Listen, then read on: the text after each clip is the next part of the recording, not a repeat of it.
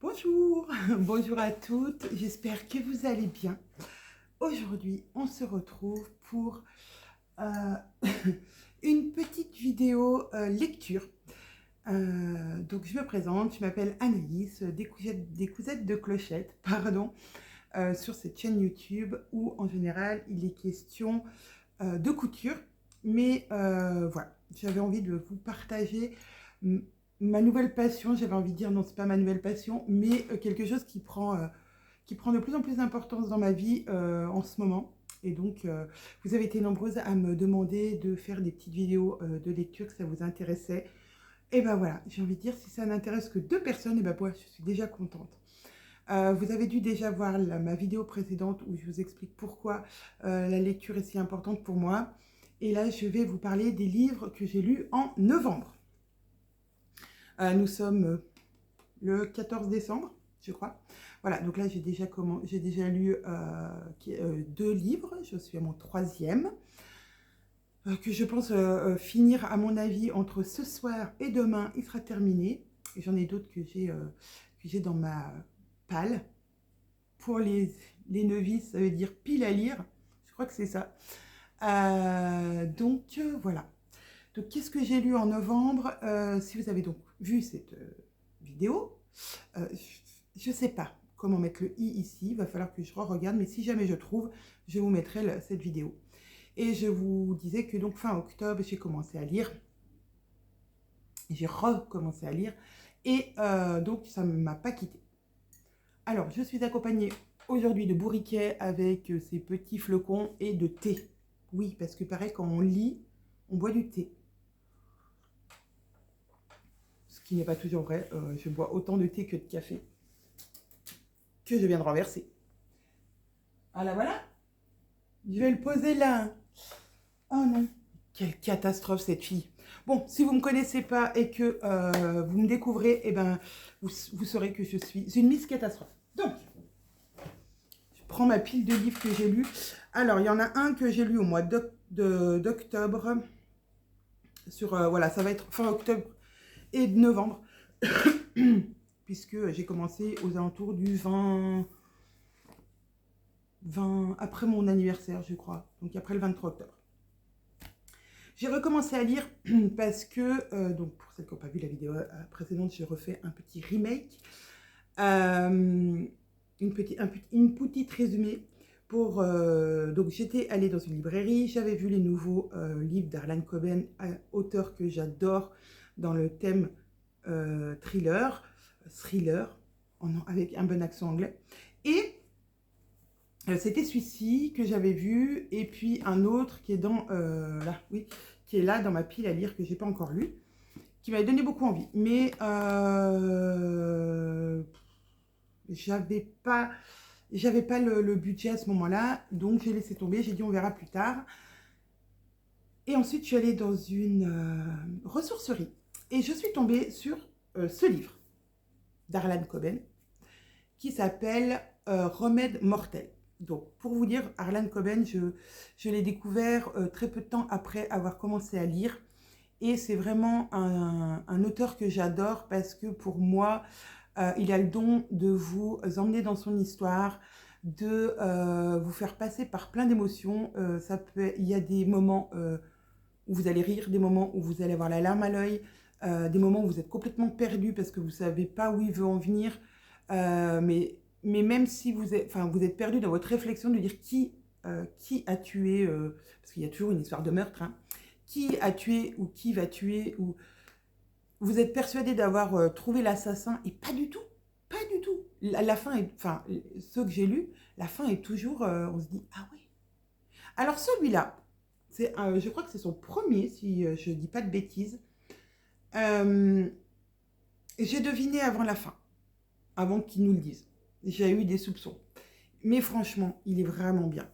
C'est un livre. Alors celui-là, il est en version poche, donc chez Pocket.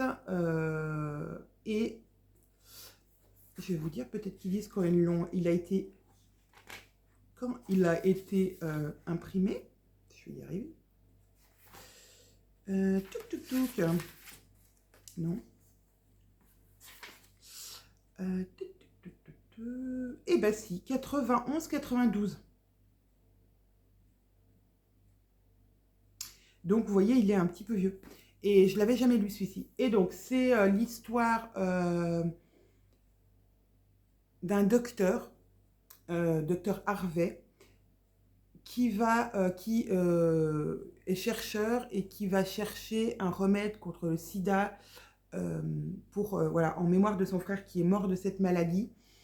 Et en fait, il y a des morts qui sont, voilà, il y a des morts qui se font autour de ça. Et on suppose que quelque chose empêche ce médecin d'accomplir la tâche, puisque on est au début donc des années 90, le sida est encore mal connu, est bien connu du monde, mais il y a encore beaucoup de craintes, d'idées reçues, etc., sur la cause de ce virus. Et donc, il y a plein de personnages qui vont tourner autour, des religieux, des politiques. Voilà, on va arriver à soupçonner un peu tout le monde là-dedans. Mais il y a un super enquêteur, voilà, et aussi une héroïne. Il y a aussi une héroïne. En fait, je dirais qu'il n'y a pas qu'un seul héros. C'est pas que le docteur Harvey qui va parler, mais ça va aussi tourner beaucoup autour d'une journaliste de télévision qui va s'investir dans l'enquête avec un de ses amis policiers du FBI, si je ne me trompe pas. Enfin, non, de la police locale, peut-être. J'avoue, je ne me rappelle plus. Un policier, quoi. Et ce duo va vraiment fonctionner. Il y a aussi son mari à cette fille qui rentre en ligne de compte. Voilà, il y a une batterie de personnages comme ça. Et vraiment, on se prend dans l'histoire et on a vraiment envie de savoir, mais qui on veut au docteur Harvey voilà. Parce qu'il ne meurt pas, le docteur Harvey. Non, non. Mais voilà, tout est autour de sa clinique et tout tourne autour de ça. Et franchement, super prenant. C'est un livre qui fait 500 pages. Donc ça, pour quelqu'un qui lit vite, ça se lit assez rapidement. Hein. Moi, je lis à peu près, on va dire, une 50aine de pages par jour, guère plus, parce que le soir, des fois, je pique du nez. Mais voilà, en 10 jours, j'aurais pu le lire. Je crois que je les ai tous lus en une semaine. N'importe lequel, je les ai lus en une semaine. Donc ça, c'était le premier. Et ensuite, forcément, j'ai voulu prendre celui-ci. C'est l'avant-dernier qui est sorti de Harlan Coben, donc là, Identité croisée, chez Belfond. Et l'histoire, en fait, quand j'ai lu la 4e de couverture, moi je regarde la couverture bien sûr, mais surtout c'est la 4e de couverture qui me donne envie. Et là, elle me donnait vraiment envie. Wilde, il vit loin du monde, dans une forêt du New Jersey. C'est un enquêteur aux méthodes très spéciales. Nul ne sait d'où il vient, même pas lui. Il ne sait pas d'où il vient, ce monsieur. Sur Internet, une recherche ADN et soudain une piste, un secret de ses origines enfin. Un lointain cousin, star de télé-réalité, un homme suivi par la nation entière. Wilde touche au but, mais le cousin disparaît. De lui ne reste qu'une photo énigmatique postée sur les réseaux sociaux. Mise en scène, conspiration, pire encore, Wilde est sur ses traces et il n'est pas le seul. Autour de ces identités croisées se cache un piège mortel. Alors si vous aimez les thrillers, vous foncez dessus quoi. Enfin moi, juste ça, je me suis dit waouh, je veux savoir. Et j'ai pas été déçue. Comme d'habitude, il arrive à nous embarquer et là du coup c'est bien Wilde, on va dire le personnage principal. Il va mener son enquête parce que effectivement il sait pas d'où il vient. Il a été abandonné en forêt quand il était petit et il sait pas d'où il vient, il sait pas pourquoi il a été abandonné, et donc il fait des recherches sur des sites de recherche génétique sur internet. Il est voilà, il match avec plusieurs personnes dont ce cousin, et il va essayer de le retrouver, sauf que il a disparu lui aussi. Et donc tout va s'imbriquer au fur et à mesure de l'histoire, mais on ne s'attend pas du tout à la fin. La fin, elle est stupéfiante.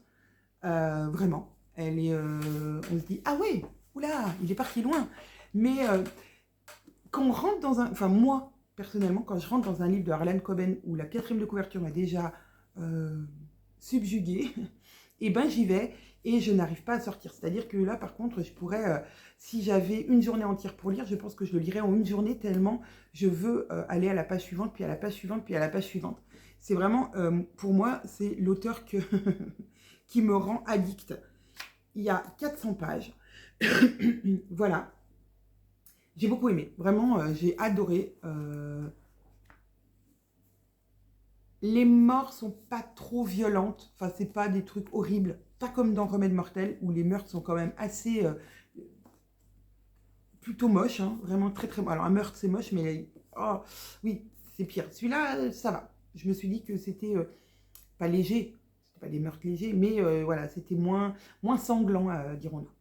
Donc, j'ai adoré. Et je me suis rendu compte, en allant fouiller sur Internet, je crois, qu'en fait, ce livre allait avec celui-ci, qui est plus ancien. Alors, je les ai lus à l'envers, du coup.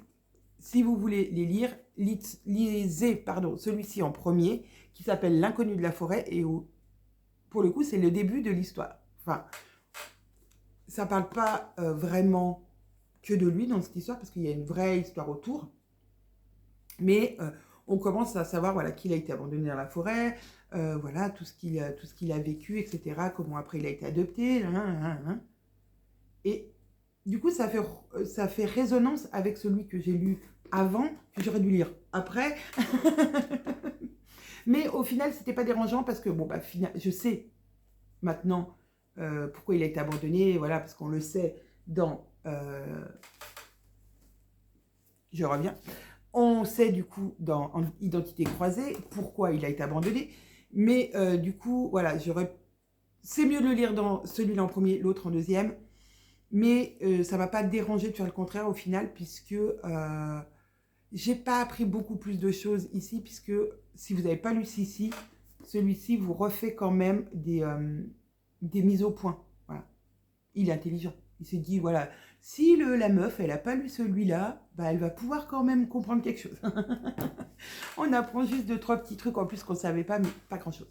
Donc celui-là, L'inconnu de la forêt, c'est vous ignorez tout de lui, mais il est le seul à pouvoir vous aider. Et la 4e de couverture, c'est Wild. Son nom est une énigme, tout comme son passé. Il a grandi dans les bois, seul. Aujourd'hui, c'est un enquêteur aux méthodes très spéciales. Vous ignorez tout de lui, il est pourtant le seul à pouvoir trouver votre fille et cet autre lycéen disparu. Le seul à pouvoir les délivrer d'un chantage cruel, d'un piège aux ramifications inimaginables, mais ne le perdez pas de vue, car dans la forêt, nombreux sont les dangers et rares sont les chemins qui mènent à la maison. Voilà. Tout est dit, tout est dit, tout est dit. Donc pareil, super intéressant. Le personnage de Wild, j'aime beaucoup. Je vous conseille quand même de lire celui-ci en premier parce que, à part le fait qu'on va parler de son histoire, voilà, qui se pose des questions sur ses origines, là, dans celui-là, il commence à lancer un truc sur Internet, mais il laisse un peu tomber parce que justement, il doit résoudre une autre affaire, mais on va rencontrer aussi les personnages qui gravitent autour de lui. Et voilà, franchement, lisez celui-ci en premier si vous voulez lire les deux, parce que ça va vous donner...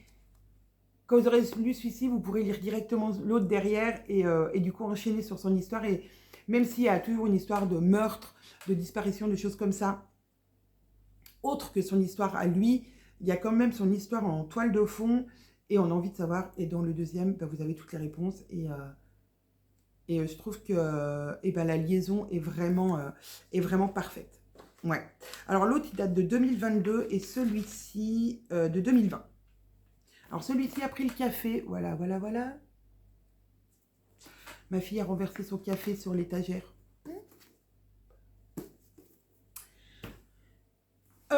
Ensuite, donc j'avais le troisième d'Harlan Coben à lire qui s'appelle Sur tes traces. C'est le dernier que Harlan Coben, je surveille là parce que je dois aller chercher ma fille, qui est sorti, pardon. Et je l'ai laissé de côté parce que j'ai commencé à suivre Magdalena, Tripel de Mag, pour son côté lecture. Alors moins sur son côté tricot parce que je ne tricote pas. J'avais beaucoup aimé la série des Agatha Raisin que j'avais écouté en audio. Et j'avais envie de ce même genre de livre. Et donc, en regardant donc, sur sa chaîne, mais aussi sur Internet un peu les avis, j'ai découvert la série L'été meurtrier d'Oxford. Donc, j'ai les 2 premiers dont je vais vous parler. J'ai beaucoup aimé, vraiment, vraiment, vraiment beaucoup. Cozy Mystery, donc un peu comme Agatha Raisin si vous connaissez. Alors ça se passe en Angleterre, à côté de Oxford. J'adore parce qu'il y a beaucoup, beaucoup de détails sur l'architecture, sur la ville d'Oxford, sur l'histoire. Et je trouve ça super intéressant. Il y a aussi des histoires de meurtre, puisque forcément, on est dans des cozy mystery, donc il y a un meurtre. Mais c'est des meurtres plus gentillets, j'ai envie de dire, que chez Harlan Coben, puisque c'est un peu plus... l'ambiance est plus feutrée et plus légère, c'est un peu plus rigolo, il y a des situations cocasses. Et vraiment, oui, c'est plus léger, mais ça n'enlève pas le côté mystère du meurtre et du développement de l'histoire pour vous faire arriver au dénouement, même si, effectivement, c'est peut-être moins bien ficelé que les thrillers que vous pouvez connaître. Mais quand même, c'est addictif, c'est attachant, les personnages sont attachants. Jenna, notre héroïne, et en plus, je crois que c'est écrit à la première personne, oui. Et ça, je rejoins Triple L de Mag, donc Magdalena, j'adore quand c'est écrit en fait à la première personne. Je m'en suis rendu compte aussi que j'aimais beaucoup. Et donc c'est Jenna, elle revient à Oxford, pardon, et elle ouvre un salon de thé, mais elle est obligée d'habiter chez sa mère parce qu'elle n'a pas les moyens pour l'instant encore d'avoir un chez elle, donc c'est un peu problématique. Sa mère est un peu... Elle la vouvoie d'ailleurs, et puis elle est un peu entremetteuse, sa mère, elle veut absolument la caser. C'est très rigolo, il y a beaucoup de situations cocasses, puis du coup ça parle beaucoup de thé, de gâteaux, de choses comme ça. C'est très gourmand et très mystérieux aussi. Et il y a des dames dans le village qui sont un peu des commères du village, qui vont l'aider à résoudre les meurtres. Donc il y a des situations vraiment cocasses et c'est vraiment un livre qui se lit très très bien et qui est réconfortant, même s'il y a un peu de meurtre, qui est quand même cocooning. C'est des livres qui font à peu près 343 pages. Voilà, donc le premier, c'est un meurtre. Il retrouve quelqu'un mort derrière sa boutique, étouffé par un de ses gâteaux. Voilà. Qui a tué ce gentil monsieur qui ne l'était pas du tout? Oui, oui, parce que le monsieur était passé, on le connaît avant, qui meurt. Franchement, il n'était pas sympathique du tout. Et j'ai donc enchaîné sur le numéro 2 qui s'appelle Beauté fatale. Voilà, donc beauté, le thé comme le thé, ouais. Et là, l'histoire, c'est lors d'un cocktail à Oxford, Jenna Rose, donc notre héroïne, propriétaire d'un salon de thé, entend une conversation inquiétante quelques minutes avant qu'une étudiante de l'université ne meure empoisonnée. Simple coïncidence? Et le nouveau conjoint de sa meilleure amie Cassie pourrait être impliqué. Je ne vous lis pas la suite. Donc, on est reparti sur un meurtre, bien sûr, mais toujours pareil, avec la complicité des petites dames. Très prenant aussi celui-là, j'ai beaucoup aimé. Et pareil, toujours plein de détails sur Oxford, sur l'université d'Oxford, sur qu'est-ce qui est étudié. Donc là, on va aller plutôt dans l'université côté artistique. Et donc, elle va parler peinture, elle va parler bâtiment. Et ça, j'aime beaucoup, beaucoup, beaucoup. Au final, je ne suis jamais allée à Oxford du tout de ma vie, mais ça donne envie. Et ça m'a donné envie aussi d'aller voir des photos sur Internet, d'aller voir un peu l'histoire, les bâtiments. Elle les décrit tellement bien qu'on a l'impression d'y être. Et franchement, c'est une chouette série de cozy mystery. à découvrir. Je vous en ferai découvrir une autre sur ma vidéo de livres de décembre, puisque suite à ça, je n'avais plus de livres. Donc, je suis allée dans une... Alors, je ne vous ai pas dit, ces deux-là, je les ai achetés grâce à la carte cadeau que Caroline m'avait fait sur Amazon. Alors, Caroline Création, mon amie et ma... Pardon. Et mon associé chez les Bobines Patterns m'a offert carte cadeau Amazon et je me suis donc acheté ces deux livres avec sa carte cadeau. Et ensuite, j'avais plus rien. Et j'ai dit, bon, il faut que j'aille voir ma petite bouquiniste dans ma ville, voir ce qu'elle a. Et elle m'a conseillé deux livres, donc un que j'ai lu en novembre, l'autre que j'ai lu en décembre, donc je vous verrai après, qui s'appelle Mémé dans les orties de Aurélie Valogne. Alors, je ne connaissais pas du tout, je suis allée voir un peu d'avis sur Internet, mais je ne connaissais pas du tout. Elle me dit, vous allez voir, c'est super rafraîchissant, c'est drôle, vous allez voir, c'est chouette. Et effectivement, alors c'est un petit livre, hein, il fait 254 pages. Là, il est en version poche, donc chez Livre de Poche. Et bien, j'ai beaucoup aimé. C'est frais, rafraîchissant. Ça ne parle pas du tout de meurtre, même si à un moment, il y a quelqu'un qui meurt, mais on va dire de mort naturelle. C'est l'histoire d'un papy. Alors, c'est l'histoire de Ferdinand Brun, 83 ans, solitaire, bougon. Oh oui, très très bougon. Acariâtre, très acariâtre. Certains diraient seul, aigri, méchant. Oui, c'est très bien résumé. Et il s'ennuie à mourir. Son unique passe-temps, éviter les armadas de voisines aux cheveux couleur pêche, lavande ou abricot. Son plus grand plaisir, rendre chèvre à la concierge, Madame Suarez, qui joue les petits chefs de la résidence. Mais lorsque sa chienne prend la poudre d'escampette, le vieil homme perd définitivement le goût à la vie, jusqu'au jour où une fillette précoce et une mamie geek de 92 ans forcent littéralement sa porte et son cœur. Livre drôle et rafraîchissant, bon pour le moral et une véritable cure de bonne humeur. Et bien c'est exactement ça, tout est dit. C'est drôle, c'est frais, c'est rafraîchissant. Frais et rafraîchissant, pareil. C'est plein d'humour, ce monsieur est vraiment un humour caustique, vraiment. Mais vraiment c'est drôle, les situations sont vraiment cocasses. Et puis il va lui arriver, voilà, il va lui arriver des choses avec la rencontre de cette petite fille et de cette mamie qui vont peut-être le faire changer d'avis. On ne sait pas. Mais ça nous entraîne. On a envie de savoir qu'est-ce qui va devenir ce petit vieux méchant et acariâtre. Et est-ce que ces deux personnes, cette mamie et cette petite fille, vont réussir à le changer ou pas? Ou peut-être que voilà, il est récupérable.